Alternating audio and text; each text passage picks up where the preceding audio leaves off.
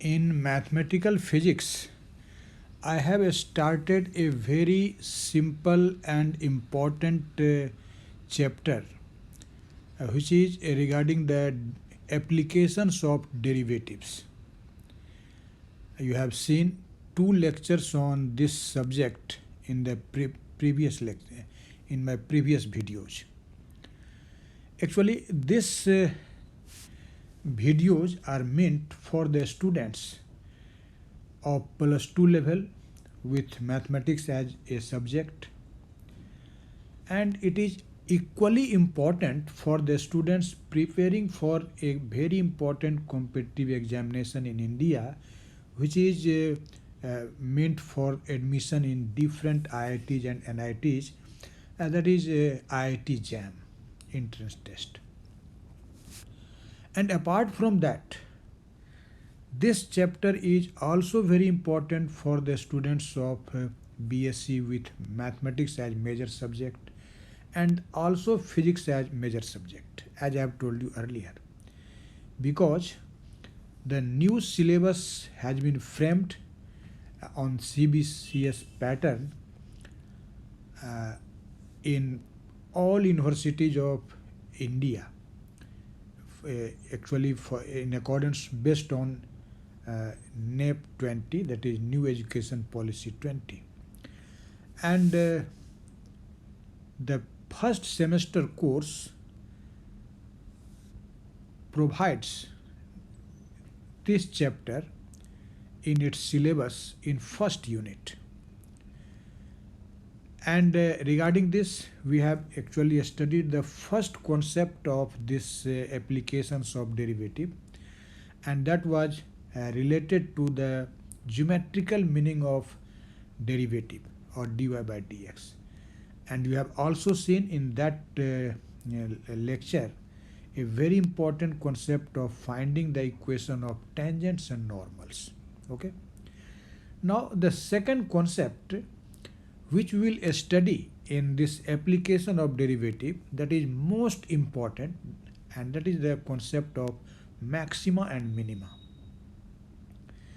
Actually, this is just a mathematics, so we will talk about only mathematics in the forthcoming lectures, and I would like to solve the problems of this chapter which has been asked in different standard examinations, okay, like IIT JAM. But as a student of physics, several bodies think that why we study maxima minima.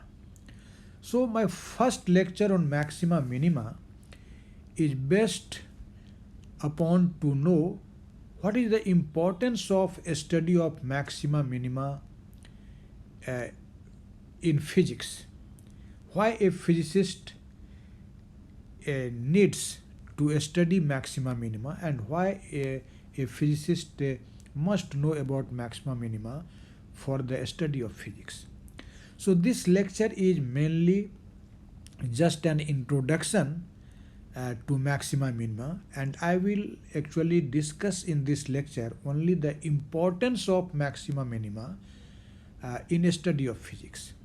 So there will be no mathematics, and definitely in your examination not such type of question is asked in mathematics or in physics, but it is vital to know what is the importance of this concept of maxima and minima for physicists and for mathematicians too, okay, particularly for physicists. Okay, so let us know about the answer of this question, why we need the concept of maxima and minima in a study of physics. Actually, this concept of maxima and minima plays a vital role. It plays a, you can say, crucial role in the study of physics. Actually, these are fundamental concepts in physics that helps physicists to understand and solve a wide range of problems, from finding the optimal solutions to describing the equilibrium state and behavior of physical systems. when you study a small oscillation, or when you study the motion, simple harmonic motion, and and also in nuclear physics and solid state physics, when you talk about the formation of a molecule, definitely you have to talk about the equilibrium condition for the system, and that equilibrium is discussed in terms of the concept of maxima and minima. So you can say that this concept of maxima and minima is very essential for physicists, because its application is found almost in all branches of physics. Okay, so we simply say that the concept of maxima and minima are integral to the development of physical theories and design of experiments. Actually, um, experiments are also designed on the basis of the concept of maxima and minima, because in experimental result, several times we have to maximize or minimize the obtained values. So this is not only in theory but also in experiment. We have to know about the concept of maxima and minima. Okay. Although I have told you that the concept of maxima and minima is used almost in all branches of physics. There is no branch of physics where you do not need the idea of maxima and minima. But I will not talk about all the aspects or all the branches of physics where this concept is needed. But I would like to cite here some important examples from physics where this concept of maxima and minima is essential to know to develop a theory. Okay. So let us see. I will actually talk about only four aspects. Okay. The first one is optimization. When you say optimization, that means maximization or minimization. Okay. To minimize or maximize a quantity is called to optimize the quantity. In fact, it is seen that in many real world problems, we need to optimize the certain quantities. For example, you have definitely studied in your uh, lower physics course that in some mechanics problem we have to find the path of least resistance, that is a system or a particle which will follow a path of least resistance. How we can find that path? Okay, least resistance means the path with minimum resistance. Okay, that is when the particle will follow that path, that particle will experience minimum resistance. How we can find that? Okay, similarly in plus 2 level physics you have studied a very two-dimensional motion, very important two-dimensional motion, that is called projectile motion.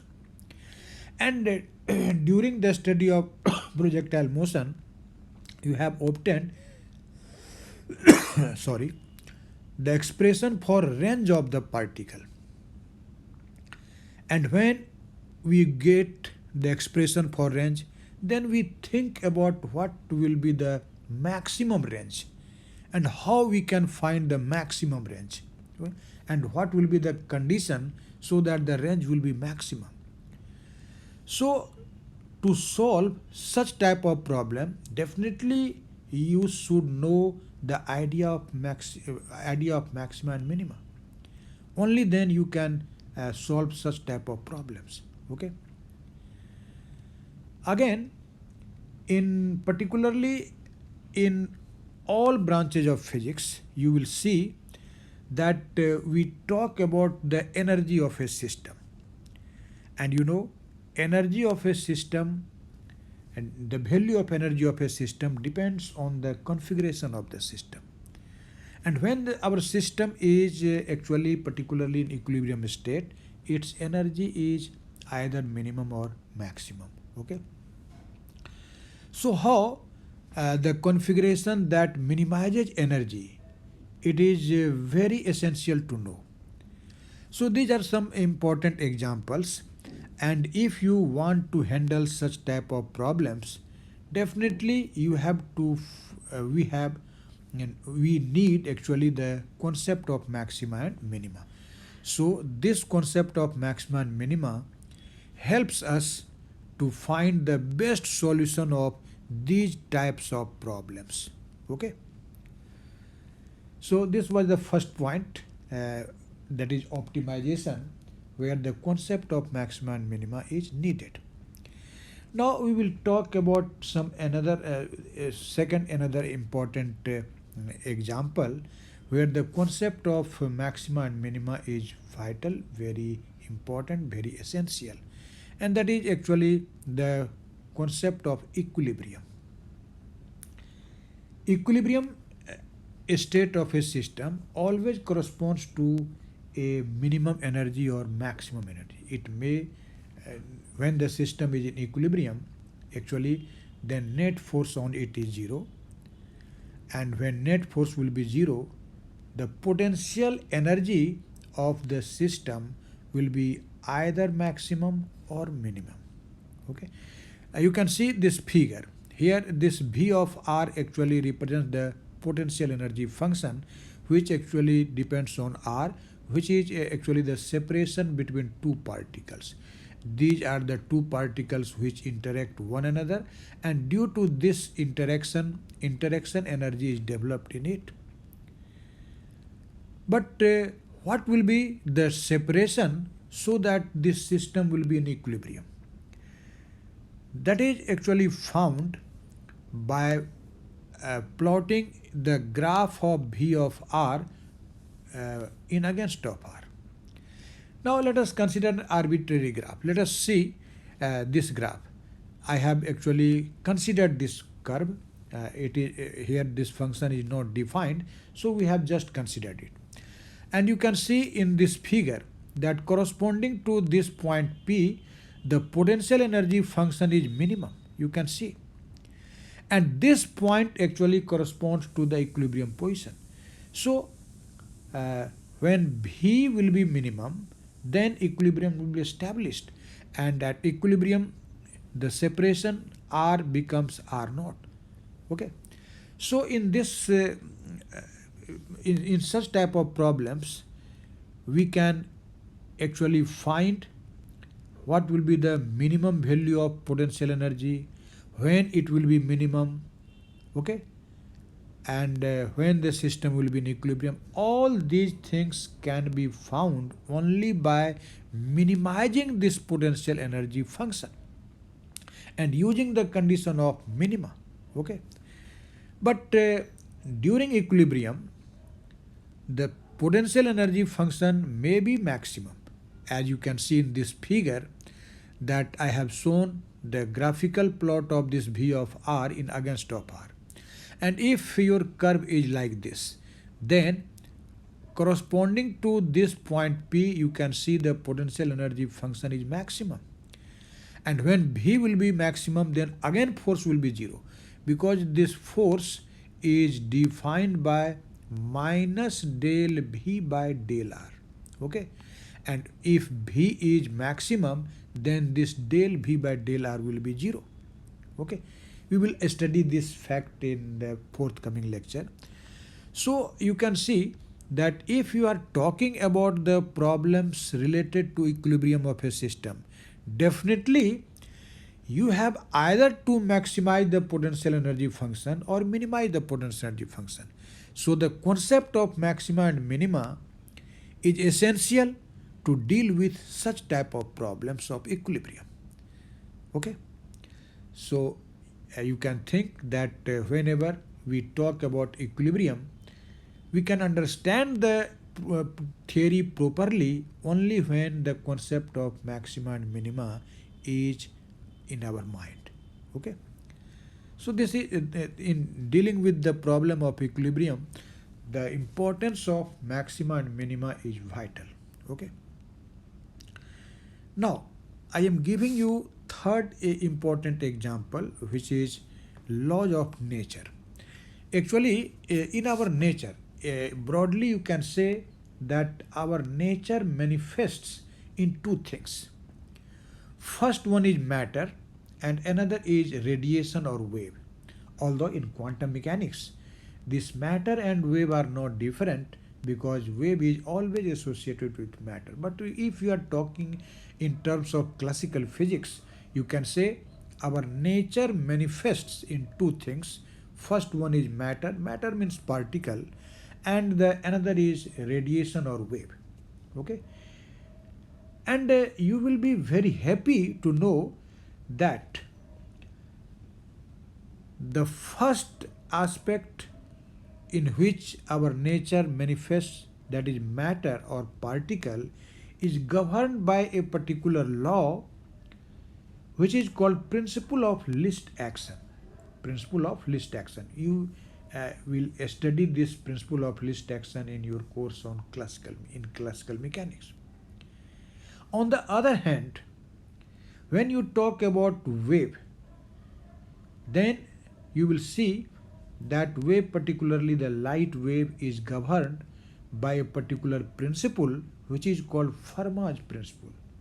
You have studied this Fermat's principle in your optics course, and if you have not studied, you can watch my video on the playlist optics, where you will find the first video on this Fermat's principle. Actually, this principle of least action, the word least means minimum. This actually explains that if a particle will move from, let us say, one point A to another point B, the particle follows the path along which the action is minimum. Action means twice of the integral of kinetic energy. Okay. In other words, we also say that if a particle has to move from A to B, and there are several paths along which the particle can move, then which will be actually the actual path? Which path actually the particle will follow? The principle says the particle will follow the path for which the action is minimum. Okay, or in other words, you can say the actual path followed by the particle will be extremum. Extremum means either maximum or minimum or stationary.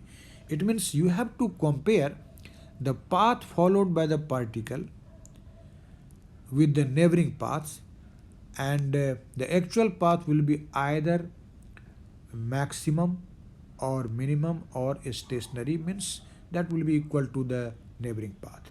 Okay, so this principle of least action refers the importance of maxima and minima in physics.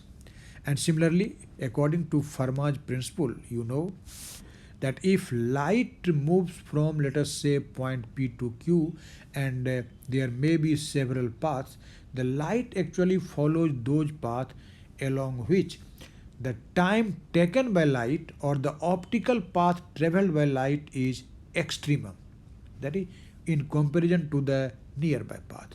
So as our nature manifests in these two things, that is wave and particle, and these two things are governed by the principle of maxima and minima.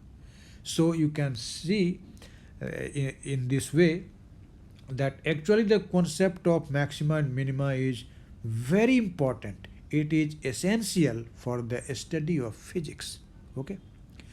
Now I am talking about an advanced example regarding this why this concept of maxima and minima is needed for a physicist. I am talking about an advanced example.